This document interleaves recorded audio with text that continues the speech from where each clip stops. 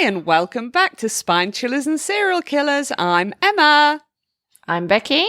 And I'm Tash. Hello. Hi, ladies. Hi. How are you? Good, thank you. How are you? Absolutely amazing. Whoop, whoop, whoop. I think I'm as good as being an adult gets. Yes. So not great. I think slowly but surely I'm coming to realisation that life isn't all rainbows and unicorns. And that is saddening. Yeah, it's more shit and demons, I think. Yeah. I find that life is actually rarely, whatever you said, unicorns and shit. Because, it's more shit and demons more than unicorns and rainbows and glitter shits. Glitter shit. Have you ever had a glitter shit? You can buy pills to make your poo sparkle. Why would anybody want sparkly poo? Oh, Yeah. I've just regretted asking that question. The minute it came out of my mouth. I remember making cakes one day and putting so much glitter on them. I don't even know why I've got this glitter. And then, I had glittery poo, so that was fun. Oh, so it wasn't for a kinky reason? No thanks. No, listen. Sorry, Mum. I've got to say this. I feel like I don't have many limits, but that is... Yeah. That's a limit, right? Yeah, we're not shitting on each other. Like... I mean, to each their own, but yeah. Oh. When Beck said people can make their poo glittery, I did instantly think, is that the reason why? Well, I thought it'd be for the people that think their shit don't stink. They'd be like, no, but it sparkles. Yeah. Put that on a t-shirt. But no, I didn't think of that. I just thought of, the sparkly shit part, but ew. Right, well, I'm obviously a fucking weirdo. Well, didn't want to say.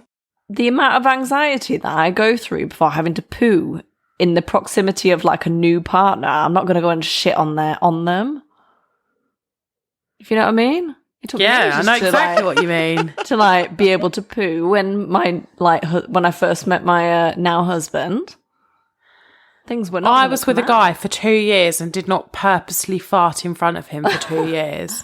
I mean, I obviously did, we slept in the same bed and stuff, but I certainly didn't do it on purpose. It was like I've still never farted in front of my husband. Really? I fart in front of my husband. I fart more than him. And he doesn't fart in front of me either. Really? You with all the gas? Do you just go outside and deflate? No, honest to God, I've never farted in front of my husband and vice versa. I mean, you definitely have, because don't you fart when you sleep? That's probably where they all comes out. They just go. Yeah. That's probably when it happens. Yeah. Yeah. So there. Deflate like a little fact. whoopee cushion. I'm astounded. Anyway, moving swiftly away from the farts. Yeah. Actually, my husband said something hilarious to me this week. I had to tell you, and it's pretty PG, so I feel like we can talk about it on the podcast. I mean, not that that's normally an issue. Yeah, we're just literally talking about shitting on other people. So yeah, but that was other people shitting on other people. Yeah, true that. We're not talking about us shitting on other people. yeah, That we don't do at all. Absolutely by the not. way. each their own, but not me. No, that's not for me. This podcast is quickly changing into something else. What's happening? I don't know if you guys do this. Like, me and Ben have always done this. Like, we'll say something completely innocent and normal, and the other one will turn it into something dirty. I mean, literally every single sentence I say, but yeah. But it never makes any sense. Like, I'll say, can you turn the light on? And he'll go, I'll turn your light on. You know? Yeah. That kind of thing. And we do it all the time. There will come a time when we won't be able to do it because the kids will cotton on and we'll be completely grossed out. But that's the point, isn't it? That's the are. point, is that you can say things like that and they don't understand. Oh, yeah, they haven't got a clue, bless their hearts. But yeah, so this has always been our game and we do it all the time. And I had a really crappy day on Sunday and was like, massive bitch from hell, massive strop. And obviously I apologised and I said to him, I think everything just got on top of me and I just got really overwhelmed. And he goes, I'll give you an underwhelming. That's what you need. A good underwhelming. Like, in a really dirty way. And I was like, darling, I don't want to be underwhelmed. Yeah. I'm gonna underwhelm you so hard. But it's like, the minute he said it, it was like, oh shit, no, that doesn't sound good. But then this is how fucking smooth he is. Like, he was like, no, I undersell and then over deliver. That's what I want. That is what I want from every single sexual partner from now on. I want them to undersell and I want them to over-deliver. Exactly. Oh, he's such a smoothie. Bless his heart. Oh, he thought of that quick. Well done, Ben. Well done, yeah. We applaud you for that. Yeah, he bounced back from that one. I'm going to underwhelm you. I'll give you a good underwhelming. Yeah. Bless his heart. Oh. So yeah, and his mum listens to this podcast, so that's fun. Hello, Ben's mum. Yeah. Sorry about that. We have 2 children. Yeah. So I'm pretty sure the cat's out of the bag. Yeah. Shall we stop talking about sex and... No. I mean, Let's talk I've got some great stories in the locker, but... actually, I was thinking about this the other day and I thought I wanted to tell you. And this is a great chance to tell you all. I went on a date with a person. No, that's an actual lie. It wasn't a date at all. It was a booty call. Some man came round my house for a booty call. And yeah, who would have thought it? And like, it was fine, whatever. And then he went to the bathroom after and I was just like in my lounge or whatever. I was in my lounge and he walked back through, took an apple, started eating the apple and went, oh yeah, I haven't had dinner, I'm hungry. I was so shocked that he just helped himself to food in my house.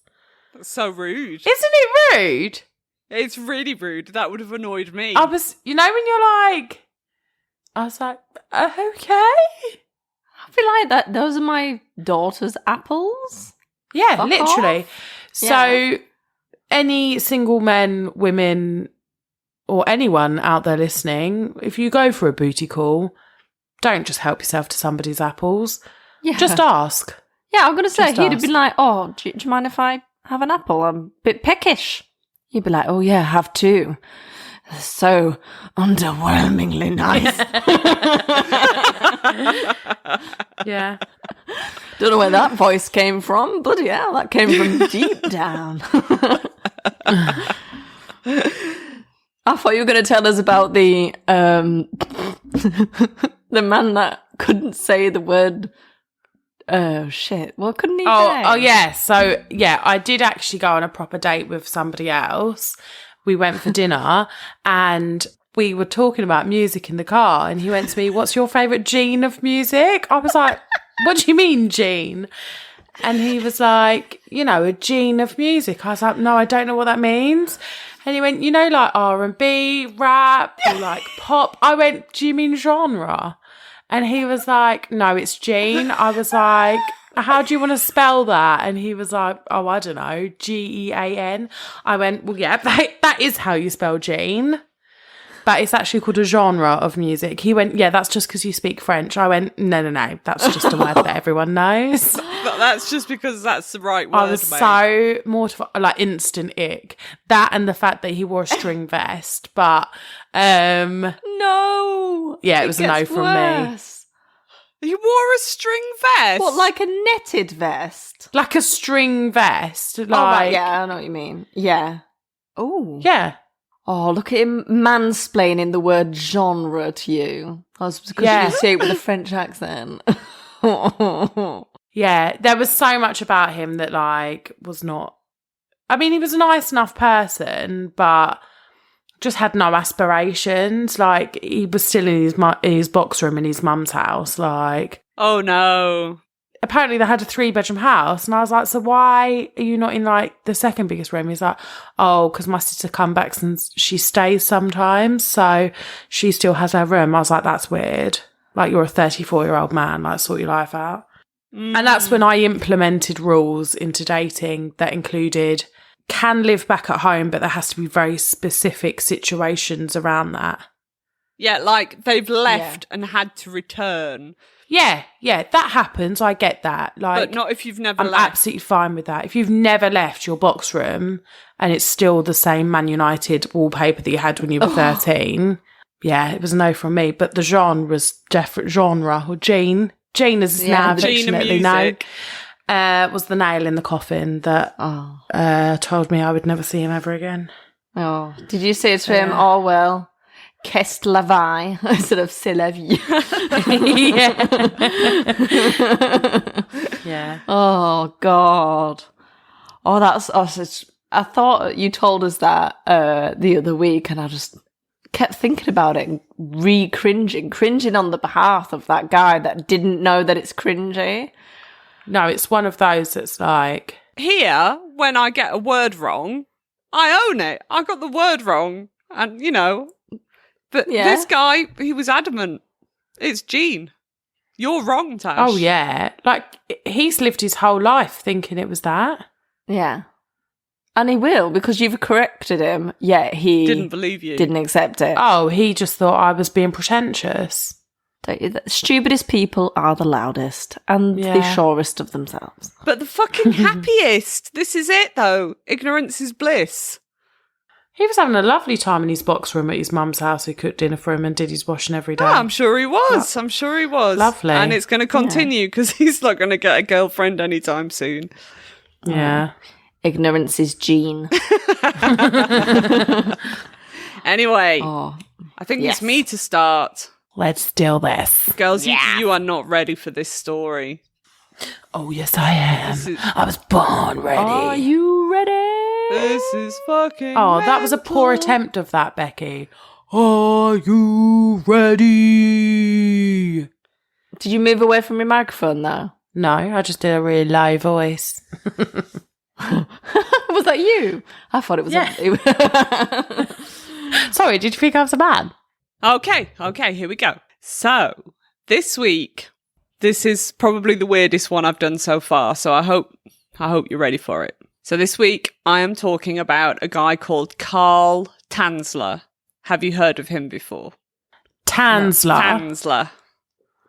I haven't heard of old Carl Tanzler, no. Well, let me tell you all about him. So the information that I used for my episode this week was from Wikipedia, southernmostghost.com, gizmodo.com, lostgirls.home.blog, and the podcast, The Fascinating Nouns. I'm excited Thank for you it. to them. So let's delve into Carl Tanzler. So hold on to your hats because you are in for a wild ride. I don't actually have a hat on. Is that required for the podcast? No, I think you'll be okay without one. Okay, because I could put a shoe on my head.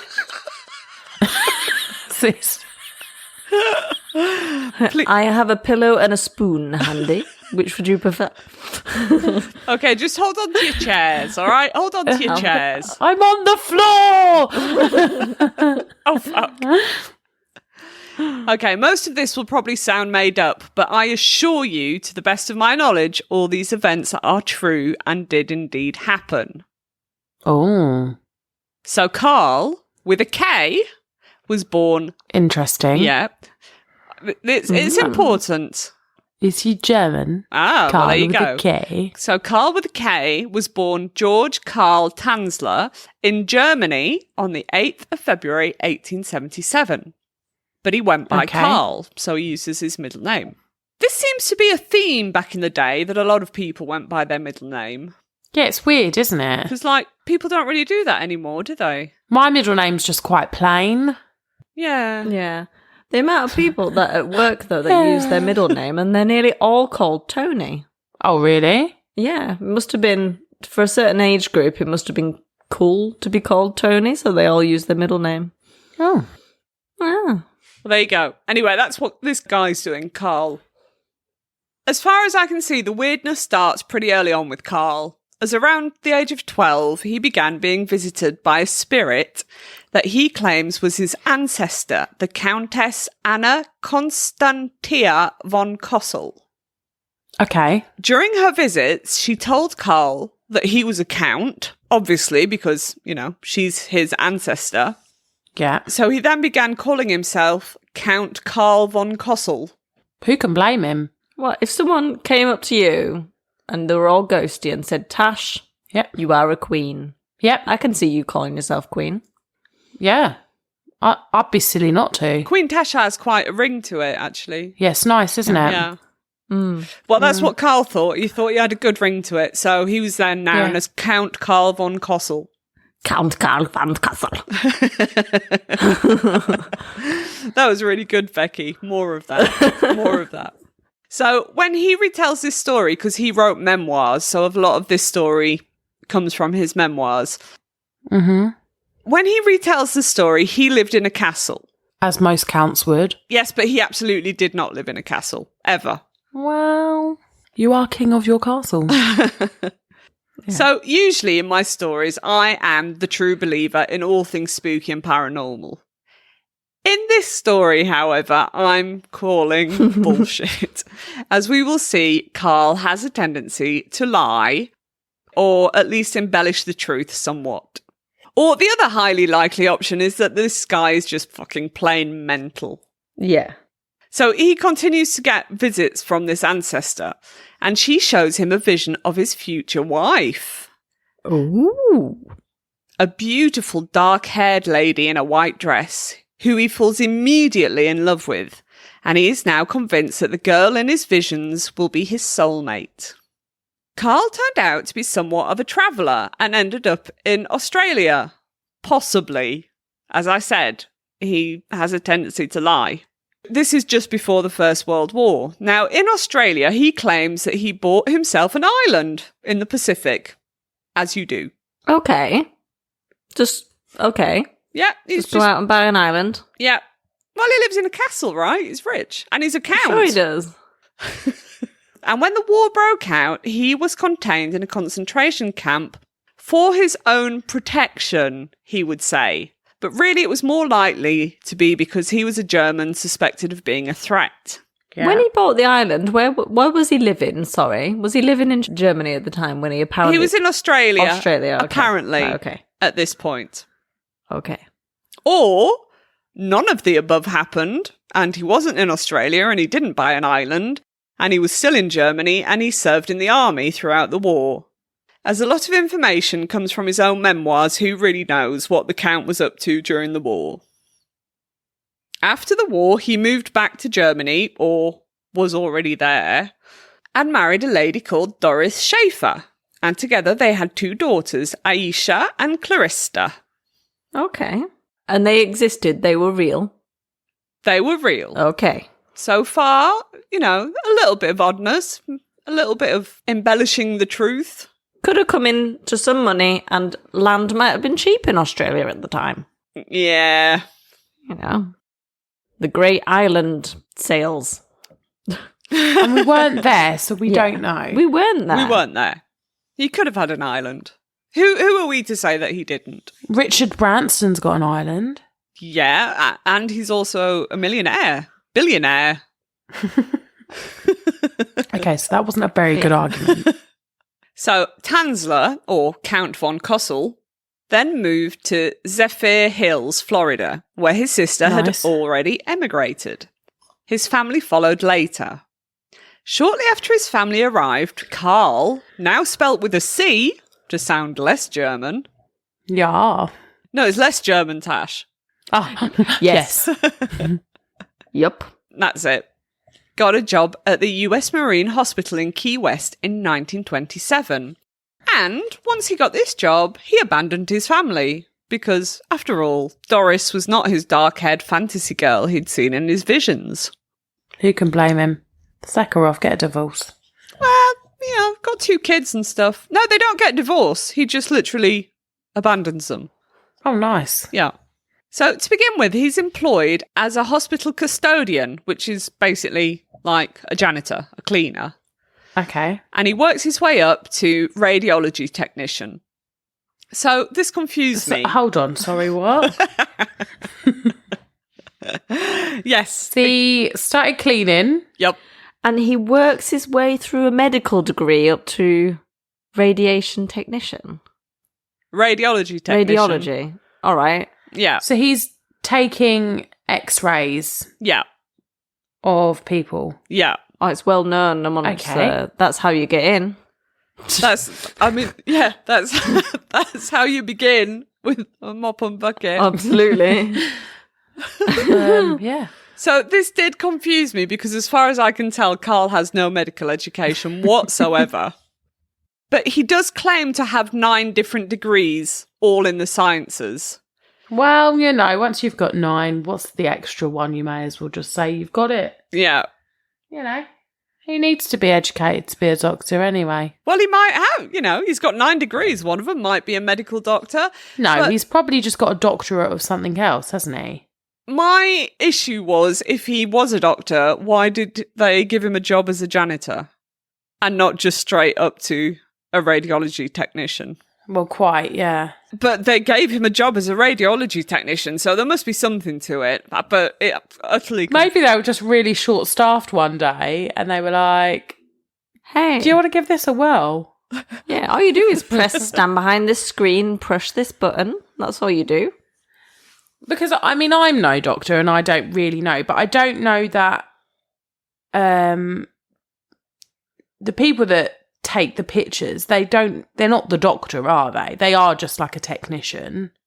Oh, don't. I'm assuming they have to have some level of medical training. 'Cause I don't think they don't just take photos all day and they... You've got the people that take the x-rays, and then you've got the radiologist, who is the one who Looks at examines the x-rays. Oh, is it? So he was being a radiologist.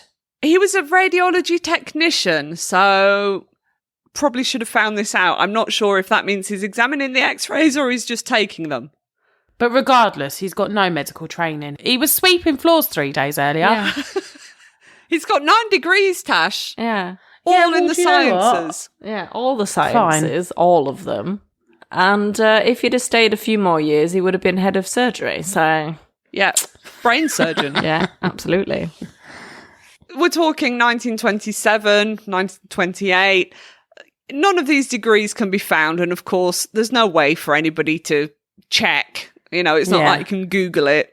So, yeah, it is what it is. Apparently, it is possible that if he was in the army during the war, that he did gain some knowledge of radiology. Possibly. What, from the army? From the army, yes. I'm not sure how many x-rays they were taking on the field while someone was shooting at your head, but okay. Maybe he was a medic?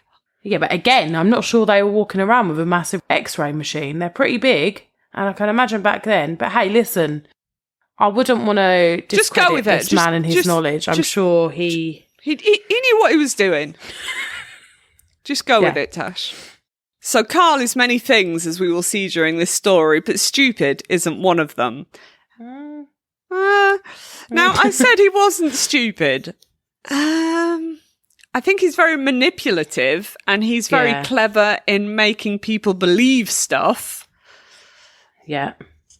So I guess it just depends on how you measure intelligence, really. But he has got 9 degrees, so he must be Listen, clever. That's more than me, to be fair, so... So he was, by all accounts, a very well-presented looking chap, and he had an extremely superior attitude about him. Of course, Count Karl knew everything about anything and was far more intelligent than anybody else. Sounds like it. Absolutely. So another interesting fact about Karl is that he owned a plane. Well, janitor's wage and even a radiologist technician's wage, I'm sure, couldn't pay for a plane. So it's gone too far. He definitely did. There are photos, but hang on, you haven't heard the whole story. Okay. So he does own a plane, which is random as fuck, but it's the shell of a plane that has no wings at all. And Carl fully intends to fix this up because obviously he knows how to fix an aeroplane. Obviously, 9 degrees. Yeah. So the plane had no wings, but he had fitted 2 very large wheels on it, saying that this would enable him to land in water. So, again, I'm not an engineer, but I'm pretty sure that's not how it works. So, his wingless plane was parked behind the hospital where he worked. Again, strange. Okay, Yes. So now enter Maria Elena Milagro de Hoyes. Ooh. Maria went by Elena. She's going by the middle name. It must have been cool. I don't know. She was of Cuban-American descent and was only 19 at the time this all happens. She was taken to the hospital by her parents after she'd been unwell for a while and had developed a persistent cough. She had, sadly, suffered a miscarriage before becoming sick. She was taken for an X-ray, and this is where she met Carl. He couldn't believe his eyes. The woman of his visions had finally arrived. Sadly, though, she was diagnosed with tuberculosis and a particularly harsh strain that acts really fast in killing people. I think I've realised what your story is, but I'm not sure. Back in the day, obviously, there were no treatments really for tuberculosis, so it was pretty much a death sentence. Yeah, it took years though, didn't it? Well, unless she was already well into it. Yeah. I think this one, she had a fast strain that killed her quicker, but I think it still took like 2 years. That's why it was called consumption, wasn't it? Because it consumes you slowly. Yeah. So she's diagnosed with tuberculosis, and upon learning this, her husband, Luis Mesa, left her and moved to Miami. What a twat. Exactly. He was too afraid of catching TB himself. Nice guy. I couldn't understand the whole being afraid to catch it yourself, but I don't know. Probably don't leave your dying wife. I mean, you was married to her, so chances are you'd already caught it anyway. Yeah, probably. Oh, well, I don't know what happened to him, but he just left.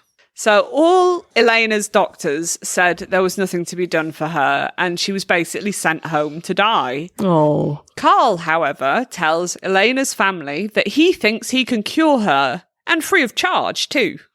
The parents were so desperate to have even a little hope that they began letting Carl come to their house to treat Elena.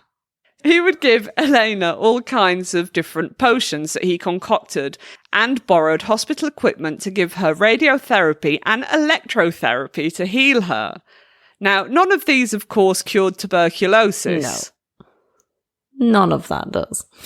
None of that does, no.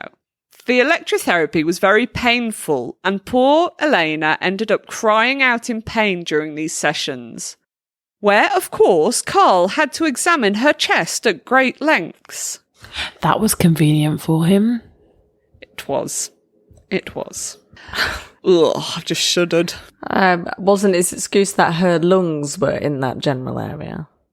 Yeah, well, yeah, he was, quote marks, checking her lungs while gropey grope. Ugh. Piece of shit. Carl showered Elena with gifts and would soon profess his undying love for her. She being well-mannered and of a sweet nature, she kind of just put up with him, but always politely said that he was too old for her. There was a 33 age gap between the two. Yeah, that's too much, isn't it? To each their own, but that's a lot. And that she was still legally married to her husband. And also, not to be forgotten, she was dying. Yeah. So Carl did not take the hint and continued to visit her and try to cure his beloved Elena. Her parents were now growing suspicious of his intentions with their daughter, but every other doctor had given up, so it was Carl, or it was nothing. Carl the not doctor. Count Carl the not doctor, not really a count. But he has an island. He does have 9 an island. degrees. Yeah. I believe that. I strongly believe that he does have an island somewhere. Yeah, I can tell you believe the island. So after seeing Elena decline and Carl still showering her with unwanted attention, the family decided to move without telling the so-called doctor where they were going. Awesome. So do you reckon this put him off? I don't think it did. It didn't. He stalked the neighbourhood until a well-intentioned neighbour told him where the family had moved, thinking he was Elena's physician. So when he found her, she was towards the very end of her life, and he was furious at the family for taking her away from him, blaming them for her deathly state. He once again asked Elena to marry him, and she once again refused, telling him she was dying. She's like, just let me die. Just fuck off, Leave me you alone. weird pervert. That's so weird, isn't it? So, according to Carl, so again... Oh, according to Mr. Truth, yes. Mr. No Lies. Yes. She also asked him to look after her body once she was gone. Ooh. Now... What's... How would you start that conversation? Oh, look after my body, will you? When I pop my clogs. So this to me seems like a weird thing for her to say. Yes. Especially to her, let's call a spade, her stalker, right? Yes. Her harasser and sexual harasser and everything else harasser. Yeah. So I'm somewhat dubious to the fact that she actually ever said that. But according to Carl, that's what she said. I wonder if she was just like, oh, for fuck's sake. Yes, fine. I'll be dead anyway. Potentially, yeah. Go fuck yourself. Let me die. I think that's a good shout, Bex. Yeah. I wonder if it was that. I don't know. Or if it was just a complete lie. Everything. I'm leaning towards bullshit. But did he shove her parents out of the room? I suppose it might have been a thing back then that if your doctor's there, you have to leave. Oh, Carl doesn't give a shit about manners or anything like that, as we will find out. And he's got zero respect for Elena's family. So yes, he probably was like, fuck off now, I must grope your daughter. Yeah. Kindly fuck off. Do you think he warmed his hands before groping her? Elena, get the tits out. You know, when a doctor blows on the stethoscope before they put it on your heart. Yeah. And they're like, oh, it might be a bit chilly. Do you think he was like that? Do you think he was like this? Hey, my doctor actually does that before he touches my tits. Is that not normal? I can just imagine him really breathing on his hands. Is that not a normal thing to do? I don't know. I don't know. My doctor's never felt my boobs. Oh, I get my boobs checked regularly. Yeah, when I have my Why? smear test done, they check my boobs. And when it was a man, Really? he was literally almost like he was playing piano. I'd like to say nobody's felt my boobs. Obviously, people have, but not in a medical I've sense. felt your boobs at one point. Oh, probably, babe. I'm pretty sure we've all felt each other's boobs at one point. Alcohol man. But do I have an island? No, I don't. My doctor's definitely touched my boobs and warmed his hands before he did it. I just thought he was being considerate. Blow his hands.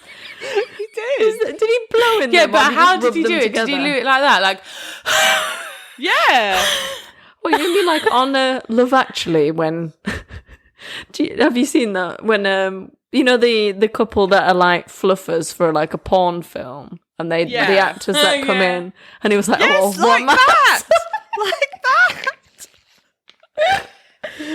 Oh, all right. Oh, please message us and please tell me that's normal because I really like my doctor and I don't want to be... I think it probably It is might normal, be, yeah. but I think it's considerate. It's the blowing that kind of got me. But it's not... your doctor isn't Pants Off, is he?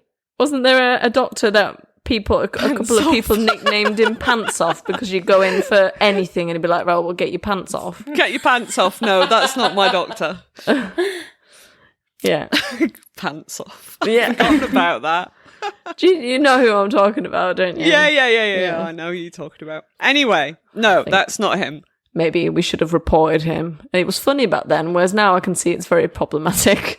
Yes, indeed. The way you just said that was so funny. I'm pretty sure I had to have a medical. For some reason, before buying a business in France, you have to have a medical to make sure that you're... You have to have a medical for fucking everything. Yeah, so I had to go for a medical to make sure that I was like physically fit to run this particular business that was a pub. And I went to see Dr. Pants Off because it had to be a special type of doctor to give you the medical certificate. It couldn't just be any old doctor. And he had me in my pants. Literally nothing else. And I was not expecting it. So what, tits out? Everything, yeah. Tits out, That's pants weird. off? Why? Well, he checked the boobs, obviously, for... I don't think that's normal, Emma. Was I violated? Well, I don't want to laugh about it, but I definitely went for like a medical, you know, like the médecin du travail. Yeah, that was basically what this was. I can't remember it. I don't think he checked my boobs. I think it was just a gynecologist that checked my boobs. But for the medical for work, I had to be just in my pants. Yeah, this was just in my pants. I had to bend over so he could see. Didn't. Yes. I did. Yeah, I wonder if it's the same man. Girls, I don't think this is normal. No. This was Dr. Pants Off. I wonder if it's... Well, yeah. Well, the guy that I went to see for the médecin de travail before I started work, he got me in my pants. I wasn't ready for this, so I was wearing a thong. Neither was I. I was wearing a thong back in the days where I wore thongs more often. He was like, yeah, turn around and bend over. I was like, excuse me. Are you going to buy me dinner first? They want to check your spine. Yeah. So they want... That's what he was doing. He wasn't like... This feels very strange to me. He did measure each mole on my body, though, with a ruler. Oh, I didn't get the moles. I mean, listen, it must be right, but it feels like it's not. I don't think he checked my boobs for a work. I just don't understand why any of you were naked. And I had the same. I had the same type of medical test in a different part of France when we moved away, and I didn't have to be. I wasn't in my pants. So I definitely went for médecin du travail. Yeah. And I definitely wasn't naked. They like weighed me, measured me, checked my like lung capacity. I can't even remember what else, but I definitely wasn't naked. Well, me and Bex just got lucky, I guess. But yes, anyway, to wrap it up, probably should keep your pants on next time you go see Pants Off. Yeah.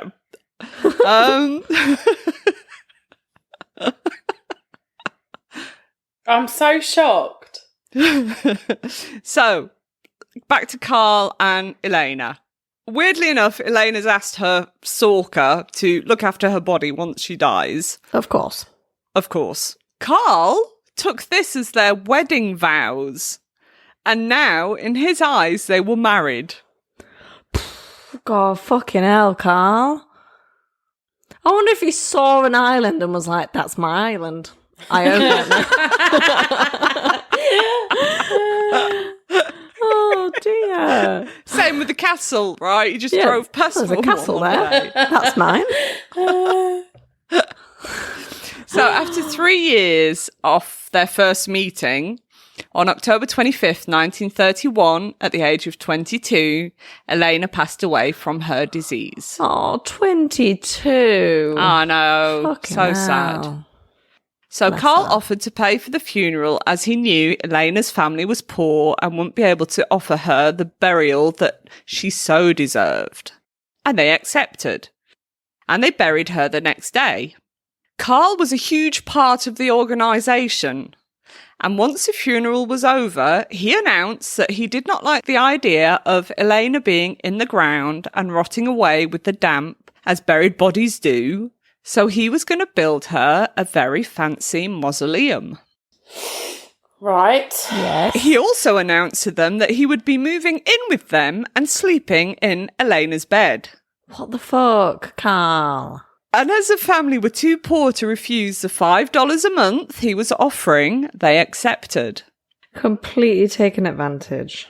Yeah. Carl said the bed still smelt of Elena and he felt so close to her being there. This is making me want to shudder. I feel a bit sick. So she's buried in the ground. He then started to have the mausoleum built, and 2 months after her initial burial, the funeral director dug up her coffin to rebed her and put her to rest in the mausoleum. And guess who was with him every step of the way? I think maybe Carl. And guess who paid extra to have access to her in the funeral parlour at night when nobody else was there? So she was in the ground for 2 months before they dug her up. Yeah. Ooh, la, la, la. She must be a bit melty and a bit Well, that's why she juicy. had to be rebedded. So everything was cleaned and all the maggots and stuff were taken off her and all the human soup yeah. drained. Yeah. And then she was placed back in the When was embalming invented? Was she embalmed?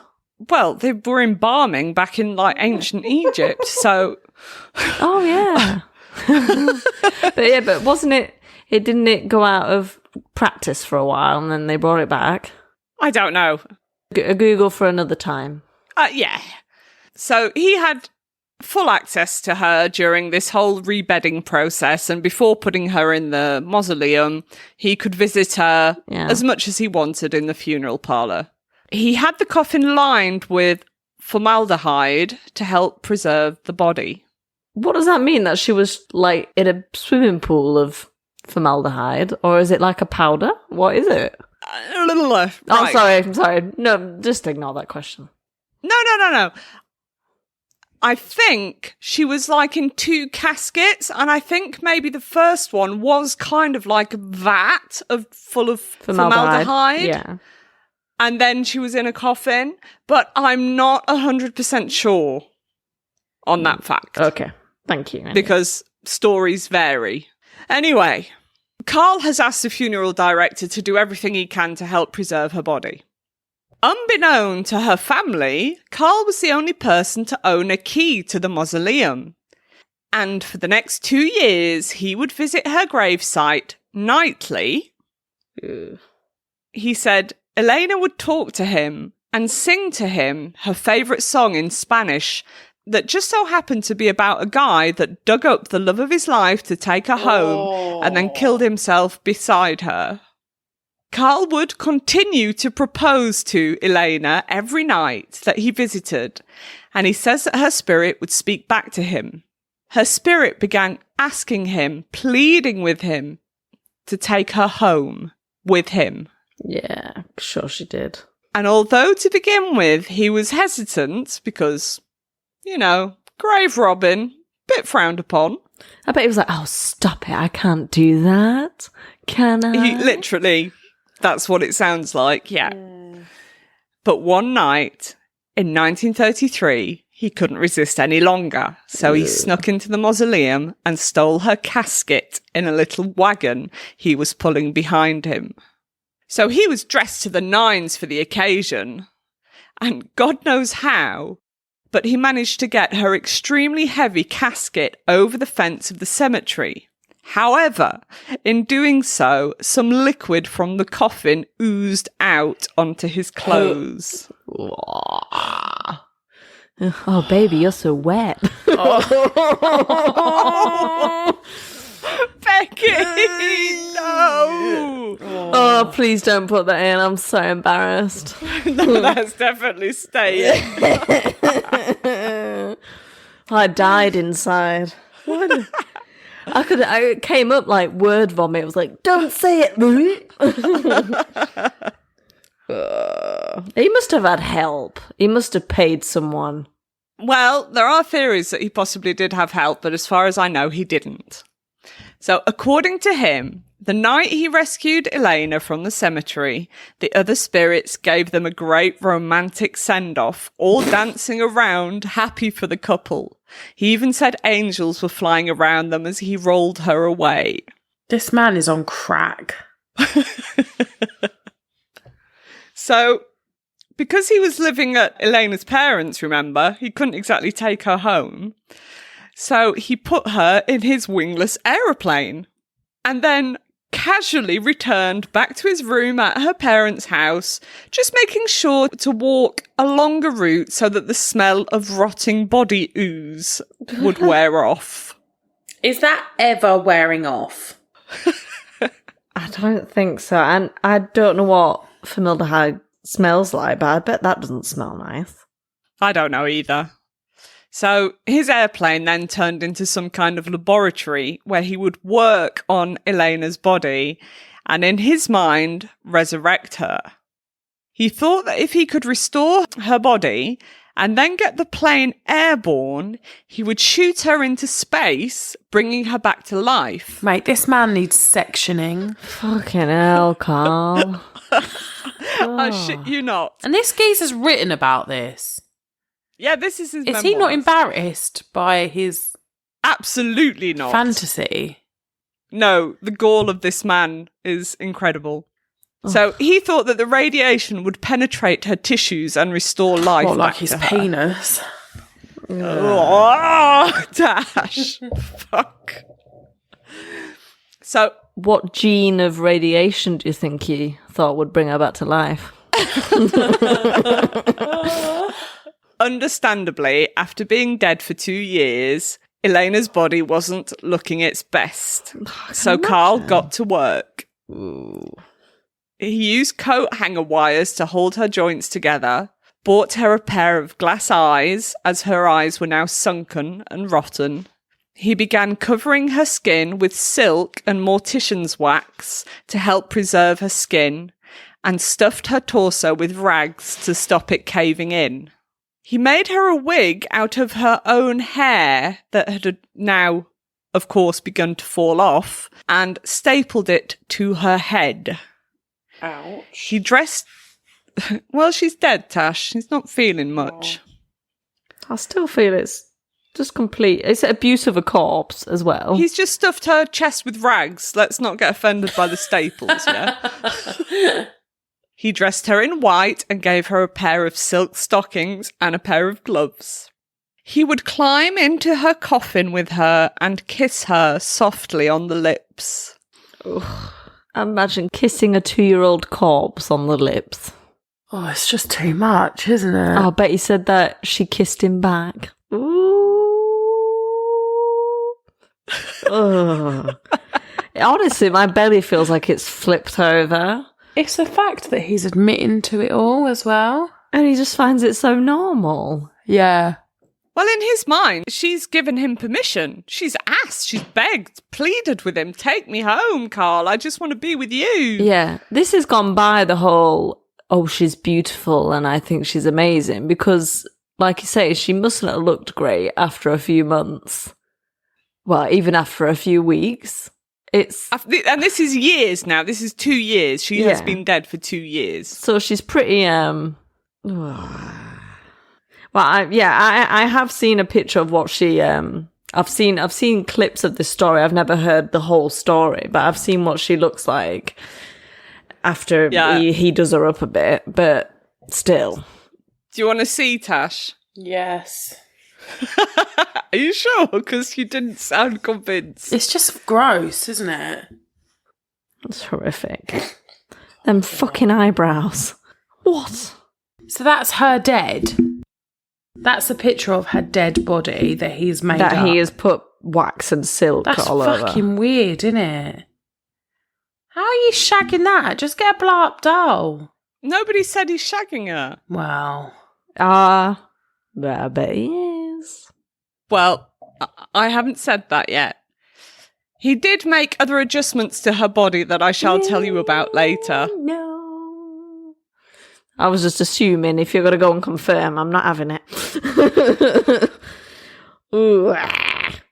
After a while, Carl moved out of Elena's parents' house and into a small beach house. He took Elena's bed with him when he moved so that his beloved could have her own bed back.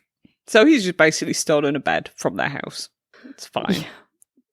Imagine how awkward it was, though, when he came in every day. Be like, I could just imagine, like, them stopping them conversations, but like, oh, he's back. Yeah. Ugh. So he also had his airplane moved to his property, and apparently it was Elena's brother-in-law who helped him move the plane, towed the plane to the beach house. He had no idea that he was actually towing the plane that held his sister-in-law's coffin. Didn't it stink, though? Well, no, because Carl did everything for it not to stink. And it's in an aeroplane. He didn't go in the aeroplane. Yeah, I suppose so. I was supposed to be pretty dried out after 2 years as well. Yeah. Me assuming. I don't deal with corpses very often. No. Or at all. So, alone at last, I imagine he thought. He moved Elena's corpse into the bed where Into the he would honeymoon sleep. suite. So he moved her corpse into the bed where he would sleep with her every night. Sometimes he would sit her in a chair to enjoy a meal together, and sometimes people claim to have seen him dancing with her body through the windows.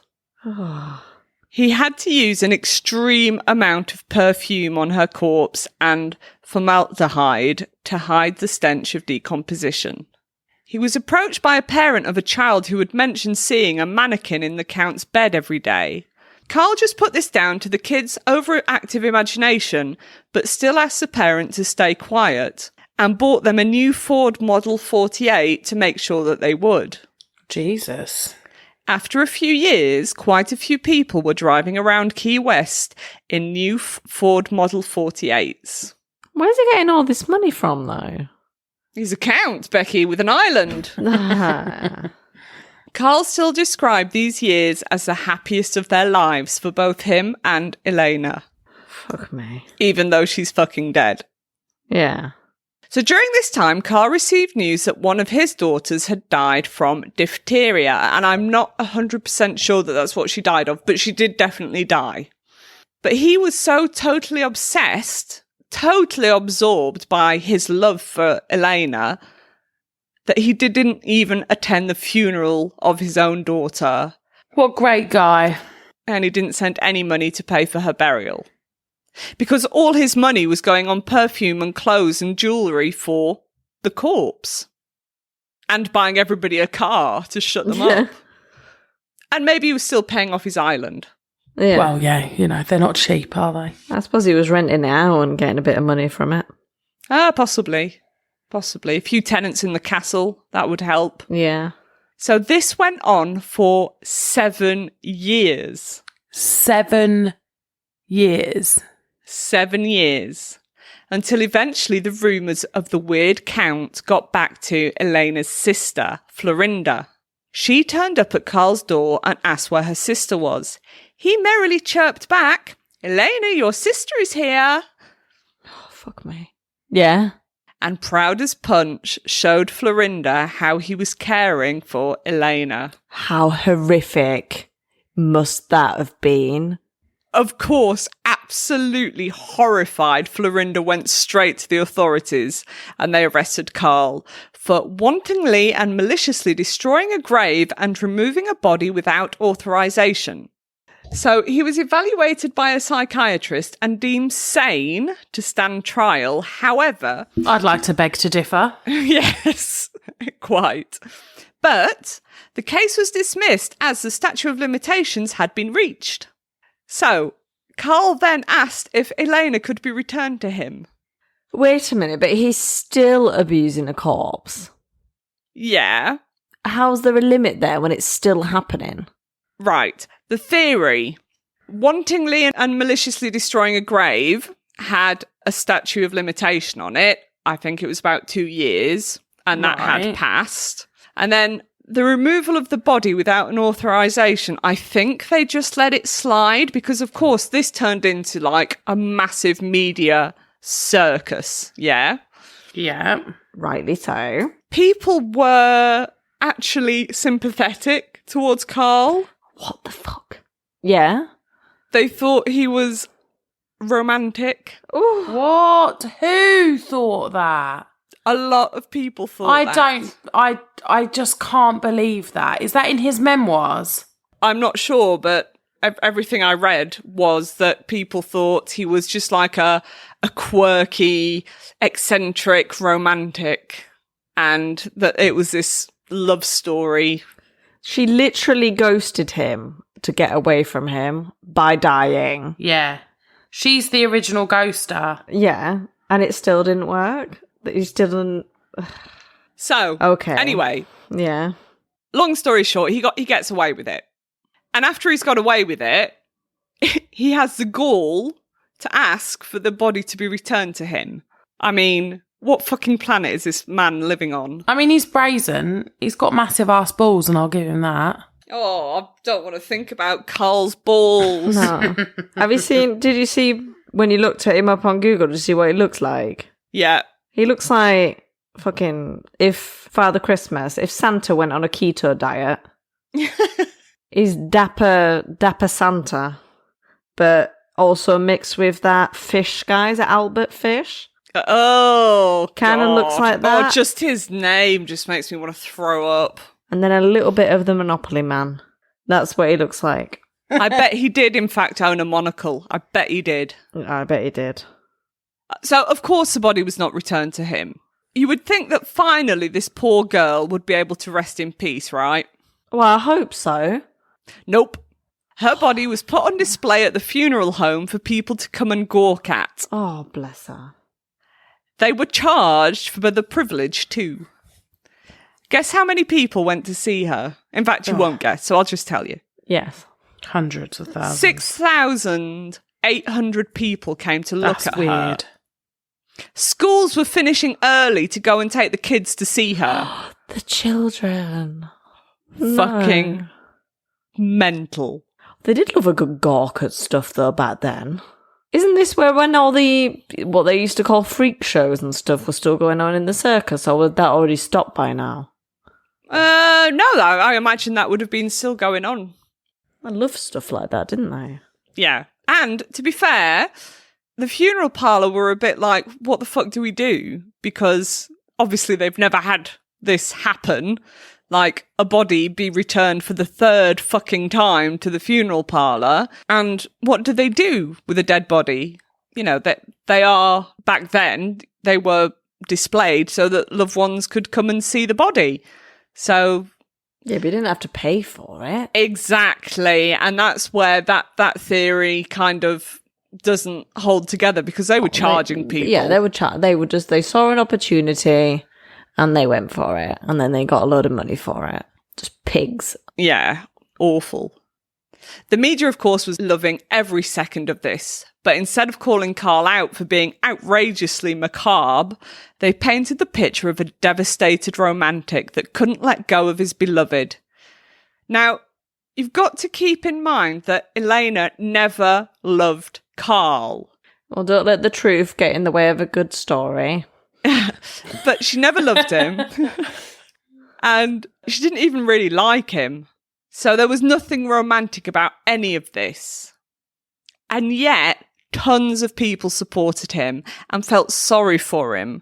And he became somewhat of a celebrity. Mate, he's the ultimate stalker. To get away from the attention, he moved again, near to his actual wife, who surprisingly was still quite supportive of Carl. Oh, for fuck's sake. Has this man got a massive penis? Oh, I do not want to think about but why are people supporting him? So we know that he buys people's cars. He sounds like he's a bit of a manipulator, though. Maybe he threatens people or manipulates people, and because it sounds like that's what he did with her parents. He knew how to exploit them and take advantage of them to see their daughter, and then give them money so that he could sleep in their daughter's bed. I just think he knew how to control people. No? Yes, absolutely. Absolutely. So as a final act of spite, he made a time bomb that he placed in the mausoleum. It went off around 1 a.m, and by then, of course, Carl was long gone. Now, I take this as him putting a middle finger up at the justice system. You accused me of destroying a grave. I'll show you how to destroy a grave. What a twat. But his obsession with Elena was not over. Her body had been cut up into pieces and placed in an unmarked grave to stop him ever taking her again. The people who buried her swore never to reveal her whereabouts, and they took that secret with them to the grave.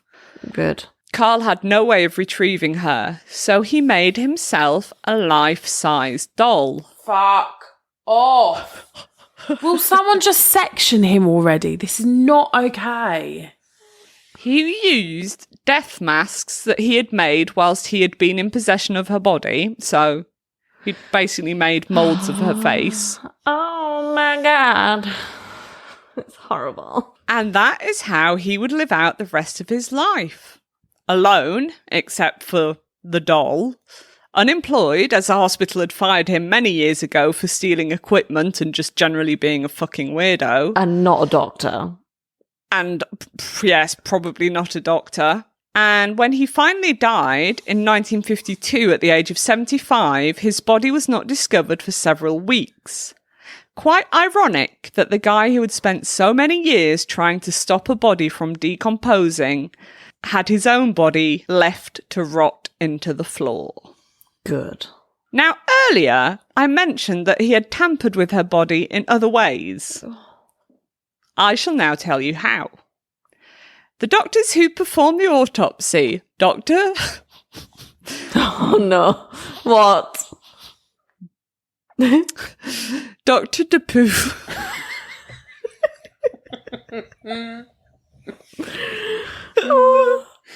Doctor what? Doctor the poo-poo face? Dr. DePoo. You're so mature. Along with Dr. Dewey. Right. Dr. DePoo, a Dr. Fouracre. Got married and they were 4-acre poo. Oh, dear. Disclosed in 1972 that there had been a vaginal tube inserted into Elena's corpse to allow intercourse. It had cotton at the back of the tube, and upon examining the cotton, it did indeed have semen on it.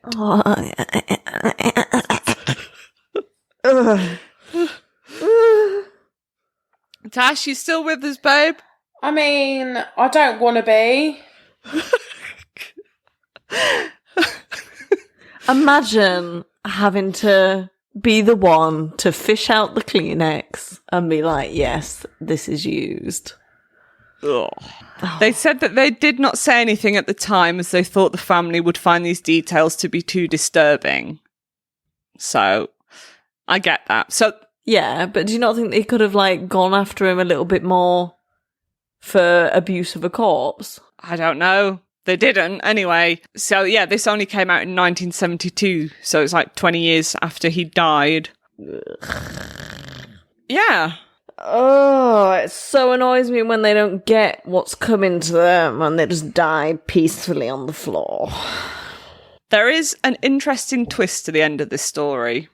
In 1982, there was an article written saying that during some renovation work on the beach hut that he'd once lived in, they found a confession note, supposedly written by Carl.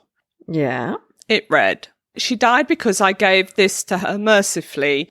I gave her the root of wolfsbane with aconite diluted. It was palatable, and my beloved one departed this miserable world on October 25th, 1931. Suffer no more, sweet Elena. I have sent you to the angels with my golden elixir." Oh, my golden elixir. Fucking perv. Another person claimed that Tanzler had said to him that he would kill her if necessary to fulfill his destiny. So, did Elena really die of tuberculosis? I mean, she was going to die of tuberculosis. She definitely had it. But is that why she died? Or did it Carl end her suffering mercifully? Or was she not dying quick enough for his liking, as he had already hatched this plan to own her body in death, as she would not have him in life? I I don't know. I don't know if he thought he was going to do that. I think he probably would have tried to build this grave thing a little bit quicker, be a bit more organised. I suppose, and he did take 2 years before taking her away from the mausoleum, although fuck knows what he was doing every night in the mausoleum with her. Yeah. You know, God knows. So so that's my story about Carl Tanzler, or Count von Cosel, and that poor lady, poor Elena. Awful. Such a short It's fucking gross. life. Yeah. I'm not impressed. Didn't you like that one, Tash? Well, no, I don't like the story, no. I've just sent you some more pics. Why? Well, I've sent him holding the death mask, her mausoleum, Oh, is that what that is? and the beach hut. Wait, he makes me want to gag. He's so awful. He is disgusting. He's a piece of shit, mate. Yeah. What a fucking weirdo. I've just sent the plane. It's like a cannon. Oh. Oh my god. What is that? That's not even a plane. Yeah. I mean, if he thought those wheels were going to go on water, he's very deluded about how air travel works. Yeah. Excuse me. He's got 9 degrees, all right? Yeah. And an island. Don't forget the And island. a castle. So there you go. Sleep well with that one. I've had to work on that. Do you remember me saying I need a break from this because this is fucking disgusting? Yeah. Yeah. That was when he was lifting her coffin and he got juice on him. I was just like, Juice. I can't take much more of this. Well, thanks for that, I guess. Oh, you're welcome. You're welcome. I'm glad I now know the full story, but I'm glad I'm probably going to forget it pretty quickly because I always forget everything. But then again, I always seem to remember your stories more than mine. There is no way in hell I'm forgetting that story ever again. That now lives permanently in my brain, that some guy had a corpse living with him for 7 years. That's horrific. Horrific. Have you got a story to cheer us up, Bex? Hell no. But I shall tell it anyway. That's what we're here for. Yes. My story this week is a bit of a mystery. It's a mystery. Oh no, is it an unsolved one? It's a mystery. Well, it's yeah. You'll see anyway. Like, it's one of those, maybe it was, maybe it wasn't, but maybe it was this other thing or this other thing. You decide. I'll get into it and you'll see. Okay. So this, I'll say my sources again at the beginning so I don't forget. So my sources were Wikipedia, as per the norm, Unsolved Mysteries, and a site called allthat'sinteresting.com. And then a few news articles here and there, but those were my 3 main sources. Right, so this story centers around a woman called Cindy. Cindy was born Cynthia Elizabeth Hack on June 12th, 1944 in British Columbia. Her father, Otto, was a retired Canadian Air Force colonel, while her mother, Tilly, was a housewife and a loving mother of 6 children. Busy lady. Yeah. After high school, Cindy enrolled in a nursing school. There she met Roy Makepeace. That's a nice surname. Yeah, Makepeace, not war. He was a physician, nearly 20 years her senior. But did he have 9 degrees? And a plane. And an He was island. just a physician, I'm afraid. And he didn't have an island or a plane that can land on water. And I believe that plane can land on water. So Cindy graduated in 1966. And she and Roy wed 5 months after they met. Cindy seemed to be living a happy life, working at a treatment centre for children with emotional and behavioural issues. When Cindy and Roy split In 1982, however, her dream life became a nightmare. So they split. She moves out. She has her own house. On October 7th, 1982, Cindy started to receive strange phone calls. Oh, God, no, they're fucking worse. Were they heavy breathing? It started that way, and whispers. Oh, no. Whispers? Fuck off. Yeah. So while most phone calls consisted of mere whispers of her name, and then breathing. Nope. But like when they whispered her name, it wasn't like Cindy. It was like Cindy. Like a nasty, like an angry whispery voice. No. And very creepy as well. Mm-mm. So obviously, Cindy was pretty freaked out. Understandable. This was at night as well. So she looked out of her window, like pressed her face against the glass, and couldn't see anyone out there. So she went round and closed all of her blinds. She pressed her face up against the glass. Well, she looked, when you cup your hands around your face so you can have a look outside. I just had a picture of her with a little piggy nose. All squashed. Just like smush. Oh, God. Oh, no, I would not be looking outside. No. No. I'd be scared if I turned the light off to look outside that I'd just see a figure there and I'd just poop.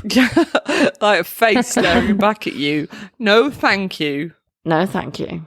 So she goes round, closes all of her blinds, makes sure all of her windows and doors are secure, only for the caller to ring back and tell her that there was no use in hiding and that he knew that she was in the living room. Oh, this sounds like fucking Scream.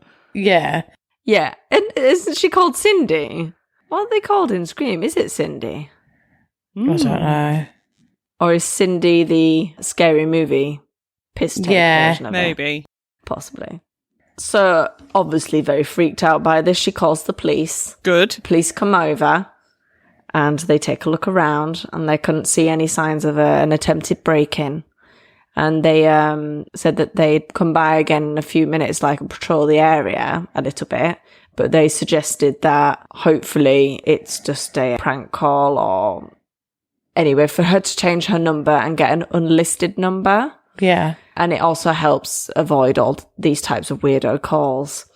So she does, but the calls eventually continued and they became more and more frequent. So she changes her number and she's still getting the calls. Yeah, it stops for a while and then whoever it is finds her number again and starts calling. It's obviously someone that knows her, isn't it? And then things were about to escalate. Over the next 2 weeks, she received a threatening message pieced together with cut-out letters from magazines that read, "Soon, Cindy." What the fuck? Yeah. Don't like it, Becky. And then someone had cut her telephone line as well. No. Yeah. One night, Cindy went out for a meal with one of her oldest friends, Agnes. And then when they came back to Cindy's house, as they were walking up to the house, they both had a weird feeling. And they walked up the house was completely black, everything's turned off.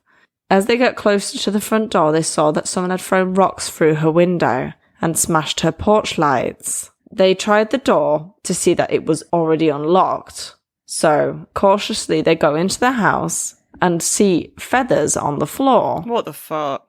It's weird. So they follow like a trail of feathers and they go all the way to Cindy's bedroom. And when they go in, they saw that someone had slashed and ripped open all of her pillows and thrown through the feathers everywhere. I mean, that wasn't what I was expecting. Yeah, it could have been worse. I was expecting a chicken at first or something like that. Yeah, me too. And like blood smeared everywhere. Yeah. And then they also saw on the bedside table a copy of her house key. So whoever had broken in had left their copy of the house key. Just like, hey, look, boom, got your house key. So Right. presumably he hasn't just got the one. Yeah. It looks like that to me. Why would you give it back? They called the police and, the police had a look around. They couldn't see any footprints or anything. And they said that obviously she needs to change her locks just to make sure, because this person could have an extra key again. They'll keep an eye out for any suspicious activity, but because there was no witnesses, there's not really much they can do. nothing was stolen either. And then from that, Cindy was quite frequently in contact with the police as she was receiving more and more threatening notes, like on her doorstep and stuff. And it got to the point where it was threatening enough that the police actually opened a bigger investigation into what the hell was going on. At last. Because whoever this was wasn't letting up. Because the police were coming in and out all the time, Cindy struck up a romantic relationship with Officer Pat McBride, who was investigating what was going on. And he moved in with her in November 1982. But he was still on the case. I just really think that's weird. It's not appropriate, is it? No, it isn't. Even when Pat was there, they were getting threatening notes still. And then soon after, McBride moved in, he said that he came across Cindy's ex-husband, Roy, in the alley behind her house. And he had 2 guns. But Roy would tell McBride that he was just patrolling the area because Cindy had said to him that she was scared and that someone was basically stalking her. That's why he was there, which was a bit suspicious. But I assume they looked into him a little bit more. You'd thought so, wouldn't you? Yeah. One day they woke up and the phone line was cut. Oh, no. Again. When they were trying to find out what was wrong with the phone, he went down the wire and he could see that there were wire cutters laying on the ground. This is, I don't know why I found this part one of the worst bits. Cindy, again with the notes, instead of having just notes left on her doorstep, she actually started getting raw meat left on her doorstep. What the fuck? Oh, no. And I just find that so... Ugh. That's terrifying. And then also photos of murdered people left there. Okay. That's even worse. So, known photos of murdered people or people that this guy had murdered? I don't know. I couldn't find any more information. So I don't know if it was just pictures that they cut out from the paper or somewhere else. I don't know where you'd get pictures like that in the 80s. So do you think these were his victims? I don't know. I couldn't find much more information on that bit. Highly unpleasant either way. Yeah, absolutely. I mean, even if they were actors pretending to be dead, absolutely terrifying. What happened to, the anonymous bouquet of flowers? What happened to that? That's nice. Yeah. Let's do that. Let's not send raw meat and murder victims. Not nice. Cindy, obviously, every time something like this would happen, she'd call the police, tell McBride. But she didn't feel that they were taking her seriously. She was ringing them and nothing was being done. They keep saying, there's no one, we haven't got any suspects. So frustrated with the lack of support and help from her boyfriend, she basically chucked him out. So he'd only lived there for a month. But after he moved out, the mysterious harassment of her became a lot more menacing. So it escalated again. One night, Agnes dropped by Cindy's house for a visit, knocked on the door, no answer. So she assumed she was taking a bath or something. Right. So she was going to go around the side door and knock there just in case. And then just as she came down the side of the house, she saw Cindy crouched down on the floor with a nylon stocking tied tightly around her neck. She said that she'd gone out to get something out of a garden shed and someone had grabbed her from behind. She says all she saw that they were wearing white sneakers. Then she felt the nylon stocking being put round her neck and choking her. And the man that said that if she tried to look at him, that he would kill her family. And he mentioned her sister by name. Fuck me. Hell. I don't know if she passed out or started to pass out, and that's when Agnes turned up and then the person fled, but she didn't see anything. She was passing out. In January 1983, Cindy decided enough was enough and she was going to get the hell out of that house. So she moved to a different town called Richmond. She also painted her car a different colour and changed her last name to James. Sounds like she's being very sensible. Yeah. So she's doing everything she can to get away, avoid this person finding her again. He's gonna though, isn't he? So for months, she didn't see or hear from her stalker. Until October of that year, she found a dead cat on her property with a note saying, "You're next." Oh, for God's sake. Either kill her or don't. Do you know what I mean? All right, Tash. Get on with it. I think it means just terrorising her. And also, leave the cat alone. This has got nothing to do with the cat. Yeah, absolutely. Innocent party. So she went to the police with this. The police in this area, anyway, so it's a different police station, they actually took her seriously. It's a good start. And decided that they would have someone, like, surveying the house.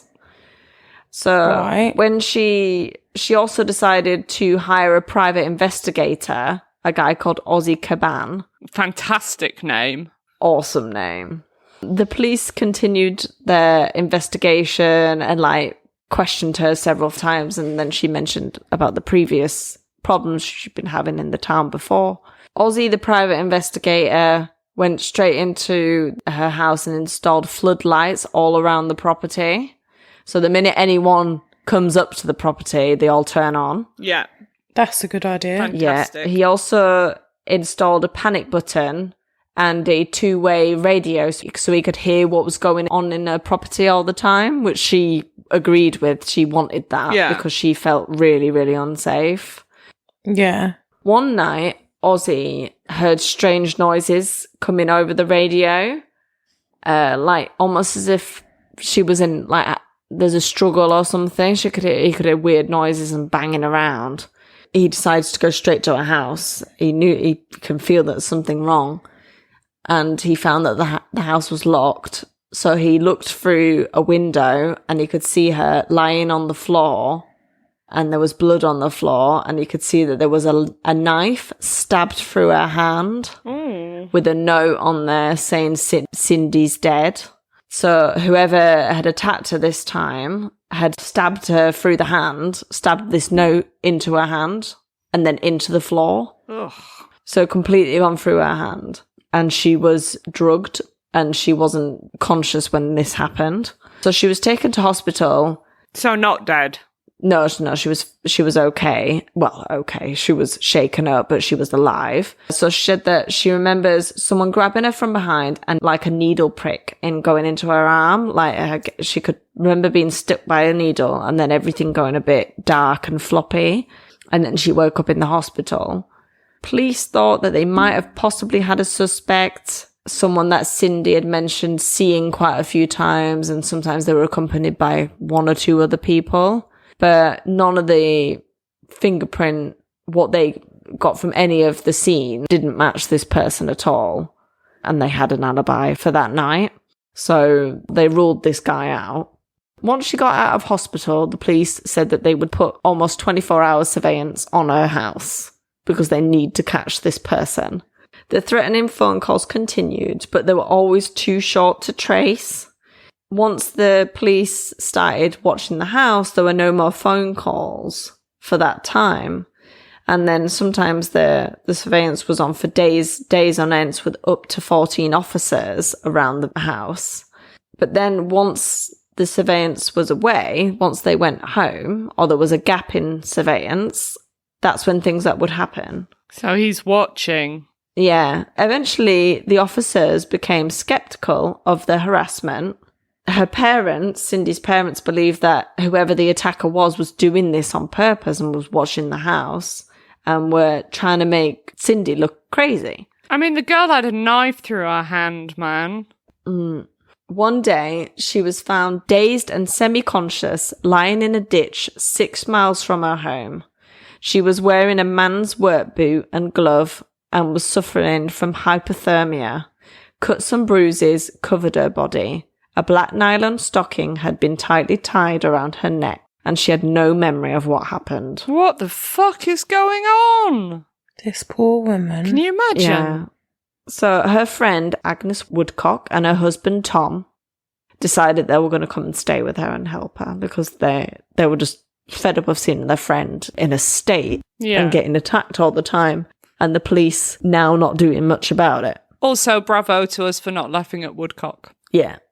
It's a good, strong name. Very mature of us.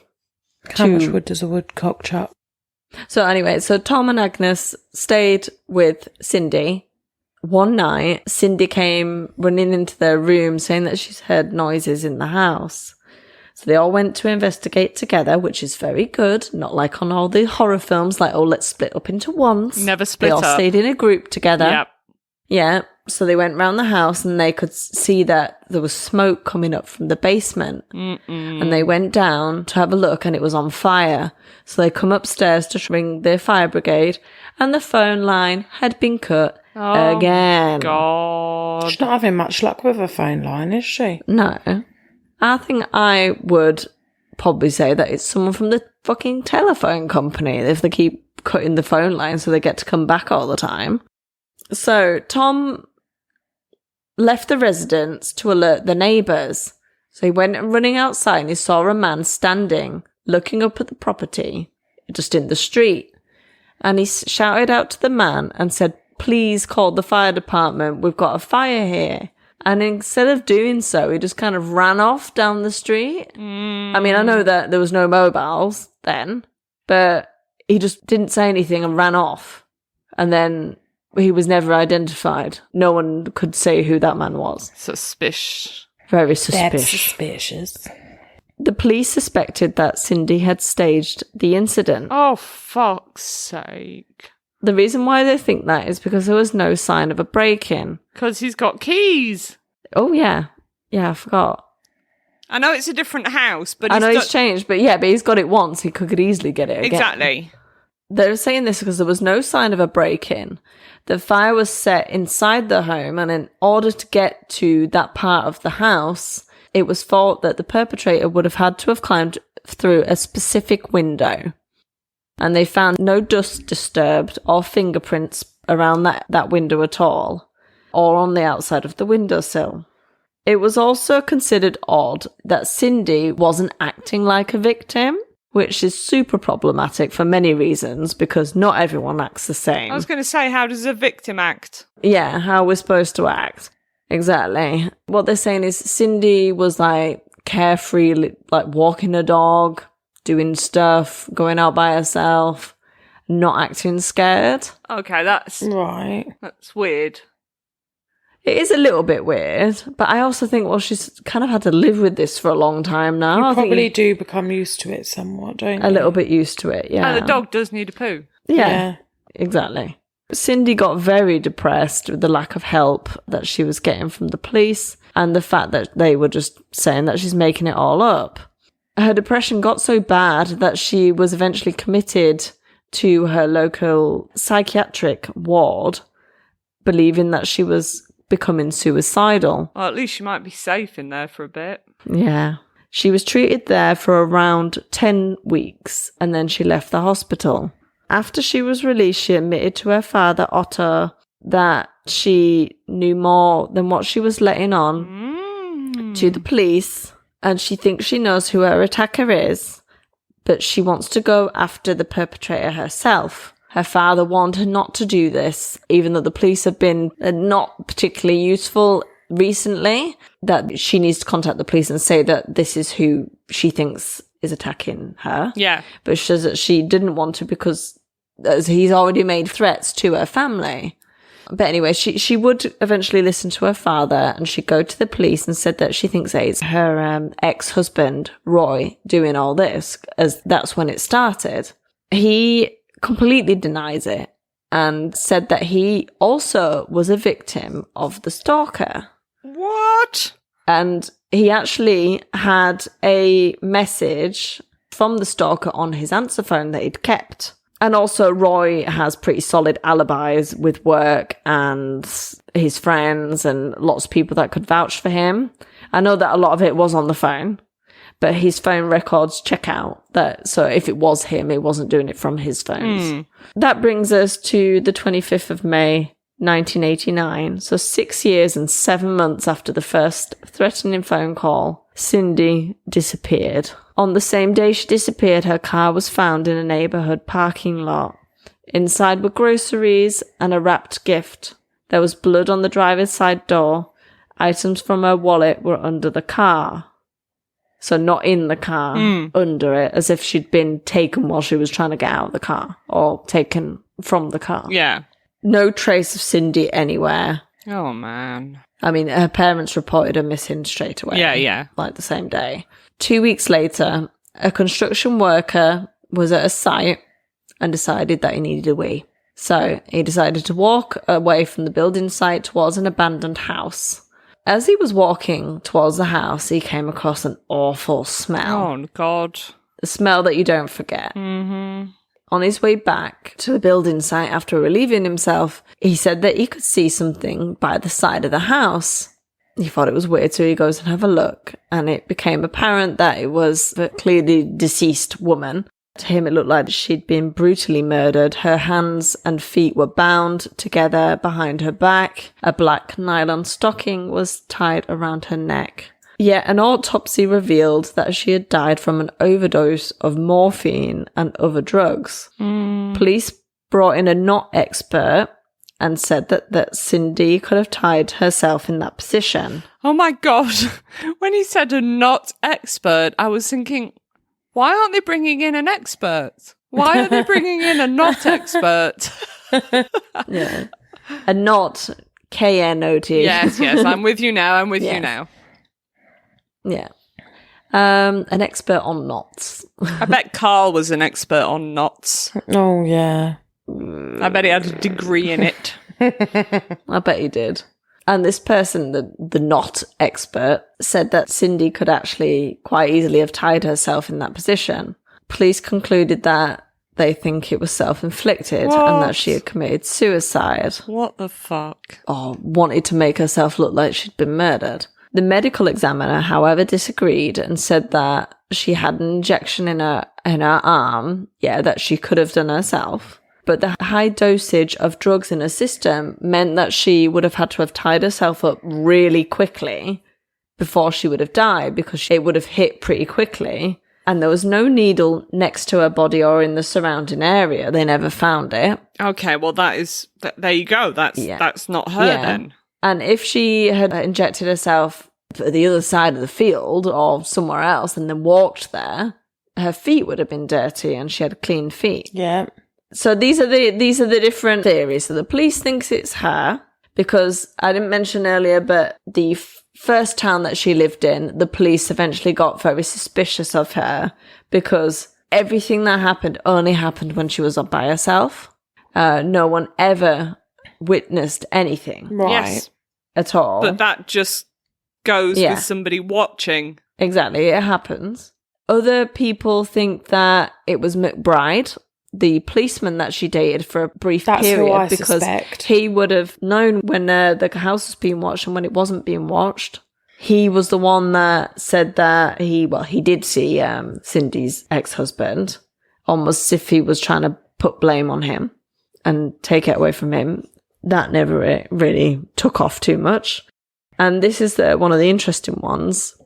Other people say that it was DID, so dissociative identity disorder. It's like split personalities, isn't it? Yeah. You get a lot of people on TikTok pretending that they have it, but it's actually very rare. Some people do have it. It's a real disorder. Yeah. So they think that one of her personalities was the one that was doing all the weird stuff and wanted to kill the main character, the main person, which was Cindy. Yeah. Yeah. And which would explain why Cindy was so scared and why sometimes she was kind of acting, in quotes, not victim-like, because, again, she was another person, a person that knew nothing about what Cindy was going through with all these phone calls and stuff. Oh, I see. Or it could have even been like the psychopath Cindy walking the dog, like... Yeah, that as well. And the fact that it's phone calls is this other identity was coming for, like, I don't know how they did it, like swapping over into the forward part of the brain. And like, she's thinking that someone's on the other end of the phone, but there's no one there. Yeah, it's in her head. And she's hearing everything. Well, that's interesting. So that's also a theory. But her ex, he was in the medical field, and he had never, in the time that they were together, never seen present any symptoms of that. I was going to say, if it had been that, at some point, somebody would have picked up on something. Yeah, and then when she was in the hospital for those 10 weeks, no one picked up on it either. Yeah, so probably But then again, not. this was the 80s, and was it something that, you know, was everywhere? You know, not was everywhere, but was easily diagnosed. Cindy's father, Otto, believes that she wouldn't have been able to stage the scene herself, but others believe it was possible.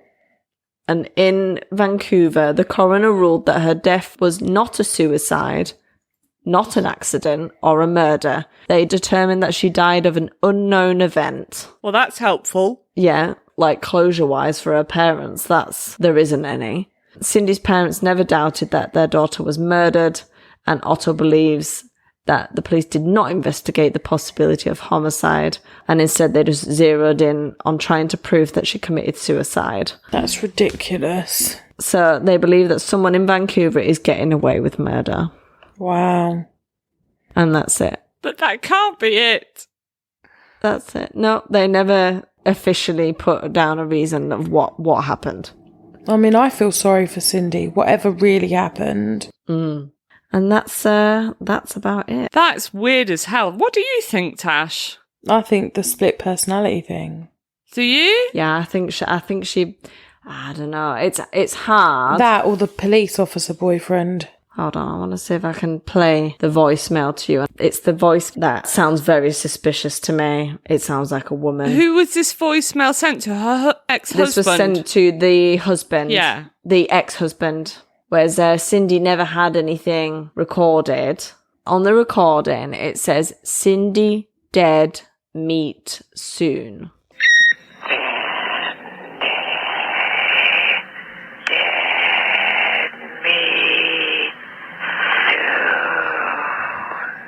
Oh, That's creepy. don't like that. That sounds like Gollum. Nasty hobbitses. Well, that's put doubt in my mind now. I don't know. But it's very freaky. And Well, the point is, ladies, we'll never know. But I need to know what happened. And also, God, imagine that. Imagine having, like, split personality where one wanted to kill you. It must happen, though, mustn't it? I've no idea. Fucking hell. Scary shit, man. But what if it was someone and they've just got off scot-free? Yeah. I don't know. To me, it just seems like she was having some sort of mental problem. But I can also see it completely being someone like the police officer completely taking advantage of his knowledge of what's going on in the investigation and exploiting it and making her seem crazy. Whoever's left that message is fucked up in the head, because that's not normal. I agree. They're fucked up. Well, thanks, Bex, for the Nightmares. nightmares. Yeah. God, imagine if my phone rang now. Creepy. Oh. No, thank you. No, thank you. Yeah. 7 days. Oh, don't do that. Emma. Stop it. Take off what are you wearing? Are you alright? No. I was trying to be a pervert, but I sounded a bit like a pervert with not much confidence. Didn't really know what to say. Yeah, that's it anyway. So sorry for the downer as per usual. There's not much in murder that's very happy. No. Yeah, that was a weird one, Bex. And yeah, poor girl. Whatever happened to her? Very sad. And wasn't there another killer around that same time that used to tie people's stockings around their necks? Oh, probably. It was the 80s, full of fucking serial killers. I'm sure that was like one of their MOs was stockings around their necks. Anyway, I don't know who that is, so I could be completely talking out of my arse, but I'm pretty sure there is. Yeah. I'm pretty sure there was more than one that did that. Yeah. But yeah, that's Creepy the story shit, of man. Cindy Hack and her unsolved death. Well, thank you. Rest in peace, Cindy. Yeah, bless her. Anyway, shall we wrap it up? Yeah. Let's. You can catch us at all our regular social media outlets, Instagram, TikTok, and Twitter at SCSK_podcast. Yeah. You can send us an email at chillers.killers.pod@gmail.com if you've got any ghost stories, murder stories, anything interesting. We'd love to hear from you. Yep. Anything weird and wonderful, we're down. And we're on Facebook, just under Spine Chillers and Serial Killers. So yeah, we would love to have you. And if you've enjoyed tonight's episode, could you please leave us a little review and a rating? And if you haven't enjoyed it, well, don't. Don't bother then. All right? Please refrain. Yeah.